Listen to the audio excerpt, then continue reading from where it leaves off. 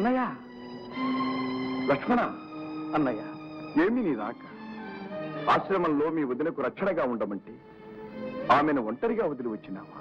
అన్నయ్య, లక్ష్మణ సీత అన్న ఆక్రందన విని మీకేదో ఆపద వాటిల్లి ఉంటుందని ఆమె భయపడింది. నా పరాక్రమాన్ని నీవు కూడా శంకించినావా తమ్ముడు? లేదన్నయ్య, మీరజేయులని, మీకే ఆపద వాటిల్లదని ఎన్ని విధాలు చెప్పినా నా మాట ఆలకించలేదు. నా వైశ్చల్యాన్ని అపార్థం చేసుకుంది. ఆ కరుణామయి నోట ఎన్నడూ వినని కఠోర వాక్యాలతో నాపై అపనింద వేసింది. ఇక అక్కడ ఉండలేక ఆమె బలవంతం మీదనే వచ్చేశానన్నయ్య. అయ్యయ్యో, అవివేకంతో ఆమె ఆగ్రహించిందని నీవు వివేకం కోల్పోతావా తమ్ముడు? భయం లేదన్నయ్య. గిరిగీసి దాటి రావద్దని అమ్మకు ఆనపెట్టి వచ్చాను. ఆమె నా మాట అతిక్రమించదు.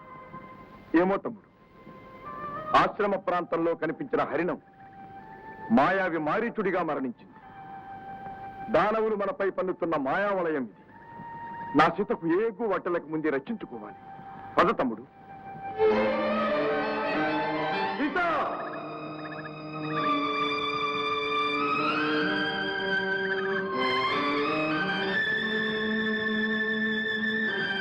సీత! సీత!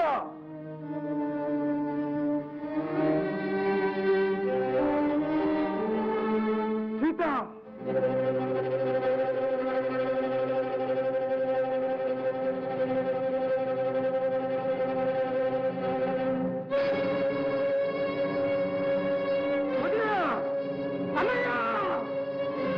అవిగో ఆమె పాదచ్చాయి, ఇదిగో ఆమె కొనివచ్చిన భిక్షా ద్రవ్యాలు, ఇదే ఆమె మూర్ఛిల్లిన చోటు. ఎవడో దానవుడు ఆమెను భూతమేతంగా పెకలించుకుని వెళ్ళిపోయాడు అన్నయ్య. సీత! సీత! అన్నయ్య, సీత! అన్నయ్య.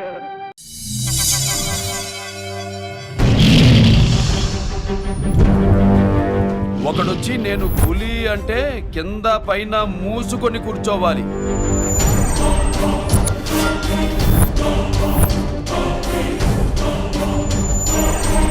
నేను చెయ్యి చాచినప్పుడే సెకండ్ ఇవ్వు. చనువిచ్చాడు కదా అని చక్కెరెక్కాలను చూస్తే చుట్టాను చూడ్డానికి కూడా స్కెల్టన్ మిగలదు.